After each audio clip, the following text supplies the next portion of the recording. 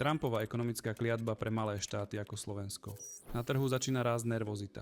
Americký prezident Donald Trump sa 2. apríla chystá oznámiť ďalšie colné opatrenia.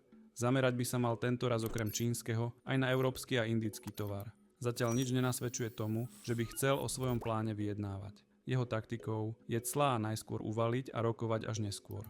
Navyše nikto zatiaľ nedokáže odhadnúť ich finálnu podobu. Ako situáciu komentuje trhový analytik Matej Široký, neistota je pre trhy to najhoršie. Keby Trump jasne stanovil výšku cieľ a držal sa svojho plánu, bolo by to pre napätých investorov omnoho priateľnejšie.